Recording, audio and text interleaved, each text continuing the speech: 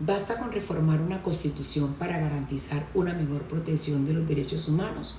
¿O el verdadero cambio depende de cómo los jueces y las instituciones aplican esas nuevas reglas? Hola, soy Silena Costa. En este podcast analizaré una de las reformas constitucionales más importantes de América Latina, la Reforma Constitucional Mexicana de 2011 en materia de derechos humanos, y reflexionaré sobre los aprendizajes que puede ofrecer al sistema colombiano.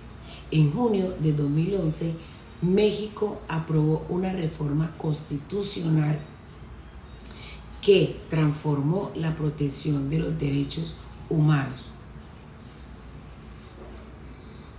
Uno de sus cambios más importantes fue establecer que todas las autoridades tienen el deber de promover, garantizar, respetar y proteger los derechos humanos reconocidos tanto en la Constitución como en los tratados internacionales que han sido ratificados por el Estado mexicano. Además, incorporó el principio pro persona, según el cual cuando existen varias interpretaciones posibles, debe aplicarse aquella que otorgue una mayor protección a la persona. Esta reforma fortaleció el papel de los jueces y consolidó el control de convencionalidad dentro del ordenamiento jurídico mexicano. La reforma respondió a la necesidad de modernizar el sistema constitucional mexicano y armonizarlo con los estándares internacionales de derechos humanos. También buscó superar una visión limitada en la protección de los derechos fundamentales y fortalecer el compromiso del Estado con las decisiones de la Corte Interamericana de Derechos Humanos. En otras palabras, el objetivo era que los derechos humanos dejaran de ser únicamente un mandato constitucional y se convirtieran en un criterio obligatorio para todas las autoridades públicas. Después de su implementación, la jurisprudencia mexicana comenzó a utilizar con mayor frecuencia los tratados internacionales y las decisiones de la Corte Interamericana como parámetros para resolver casos concretos. La reforma fortaleció el papel del Poder Judicial en la protección de los derechos humanos y consolidó una interpretación constitucional más amplia y garantista. Sin embargo, también surgieron algunos desafíos que subsisten en la actualidad. Ejemplo de ello, persisten diferencias en la forma como algunas autoridades aplican el control de convencionalidad y aún existen tensiones en las normas internas y los estándares internacionales.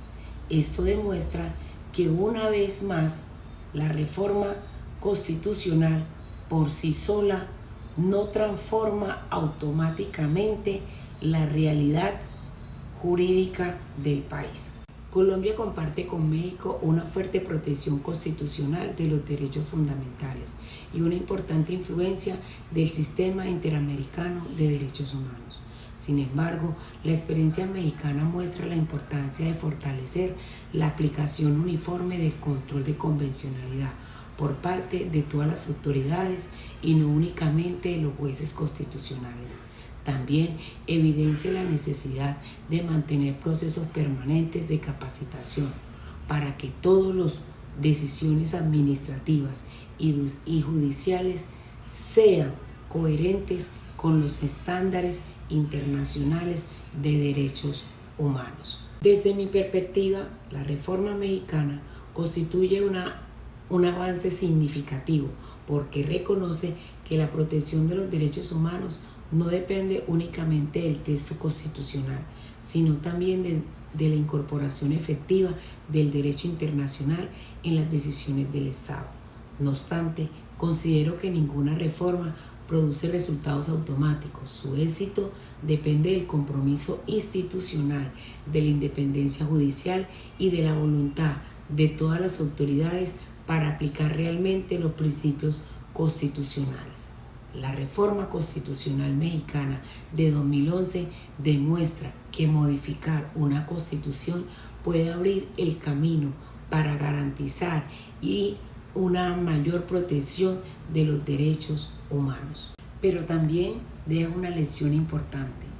Las reformas constitucionales no producen cambios reales cuando se convierten en prácticas institucionales y decisiones judiciales coherentes. Por eso, quiero terminar con la pregunta con la que inicié en este podcast. ¿Puede una reforma constitucional cambiar la forma en que un país protege los derechos humanos? Mi respuesta es sí, pero únicamente cuando sus principios se aplican de manera efectiva y constante para todas las instituciones del Estado. Muchas gracias por escuchar.